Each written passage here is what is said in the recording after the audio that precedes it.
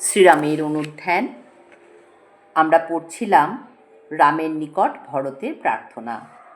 আগের দিন যা পড়েছি আজ তার পরবর্তী অংশ পড়বার চেষ্টা করছি।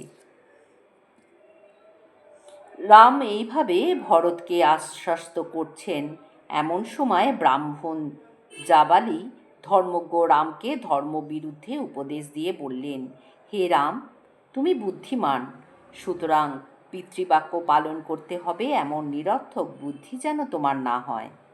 মানুষ একাই জন্মগ্রহণ করে এবং একাই মৃত্যু মুখে পতিত হয়। সুতরাং মাতা পিতার প্রতি আসক্ত হওয়া উন্মাদের লক্ষণ। আসলে কেউ কারো নয়, সেই জন্য যারা সজ্জন তারা এই সব বিষয়ে আসক্ত হয় না। হে নরোত্তম, পৈতৃক রাজ্য ত্যাগ করে বনে গিয়ে দুঃখ ভোগ করা তোমার উচিত নয়। তুমি অযোধ্যায় গিয়ে রাজপদে অভিষিক্ত হয়ে রাজ্য সুখ ভোগ করো। দশরথ তোমার কেউ নয়, তুমিও তার কেউ নও। দশরথ যেখানে যাবার সেখানে গেছেন, তুমি কেন অযথা নিজেকে বঞ্চিত করছো? যারা প্রত্যক্ষ রাজ্যভোগ ত্যাগ করে অপ্রত্যক্ষ ধর্মে নিযুক্ত হয় তাদের জন্য আমার দুঃখ হয়। পিতৃশ্রাদ্ধ যারা করে তারা নিরর্থক রাশি রাশি অন্ন নষ্ট করে মাত্র। বিচার করে দেখো, মৃত ব্যক্তি কি কখনো ভোজন করে?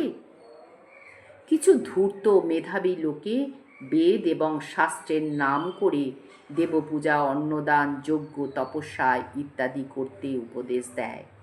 এর একমাত্র উদ্দেশ্য অপরকে ঠকিয়ে নিজেরা অর্থ লাভ করবে। যে বুদ্ধিমান রাম, মাফ করবেন, হে বুদ্ধিমান রাম, জানবে ইহলোক ছাড়া পরলোক বলে কিছু নেই।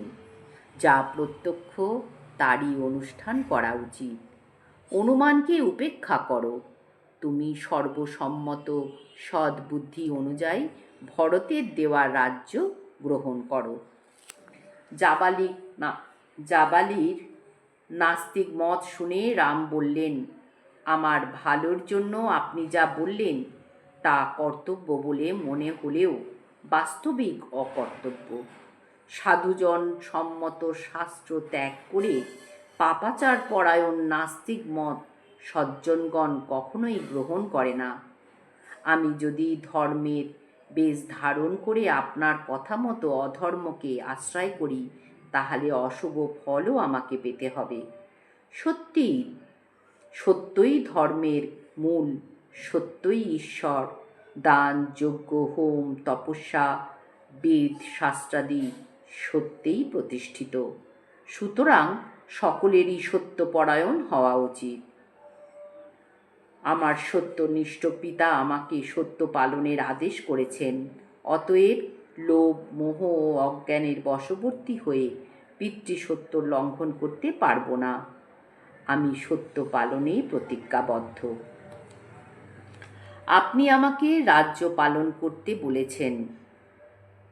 আপনার এই কথা আমার ন্যায়সঙ্গত মনে হচ্ছে না। আমি পিতার কাছে বনবাসে প্রতিজ্ঞা করে এখন ভরতের কথা মতো কী রূপে রাজ্য গ্রহণ করব? অতএব বনে ফলমূল খেয়ে ইন্দ্রিয় সংযম করে শ্রদ্ধাশীল হয়ে জীবনযাপন করে পিতৃসত্য পালন করব। সত্য ধর্ম, তপস্যা, সর্বজীবে দয়া, প্রিয়বাদিতা এবং ব্রাহ্মণ, দেবতা ও অতিথির সৎকারকেই সাধুরা স্বর্গবাসের কারণ বলেছেন। আপনি যে প্রত্যক্ষ প্রমাণবাদী চার্বাকের মতের কথা বললেন এবং নাস্তিকতা প্রকাশ করলেন, তাতে মনে হয় আপনি ধর্মভ্রষ্ট হয়েছেন। পিতৃদেব যে আপনাকে যজ্ঞে বরণ করতেন তার জন্য আমি তার ওই কাজের নিন্দা করছি। রামের তিরস্কার শুনে জাবালি বললেন, আমি নাস্তিকদের মতো বলিনি এবং নিজেও নাস্তিক নই। পরলোক নেই এমনও নয়। সময় বুঝে আমি কখনো নাস্তিক হই, কখনো আস্তিক হই। তোমাকে বনবাস থেকে নিবৃত্ত করার জন্য আমি এইরূপ বলেছি। এখন তোমাকে প্রসন্ন করবার জন্য অন্য রূপ বলছি।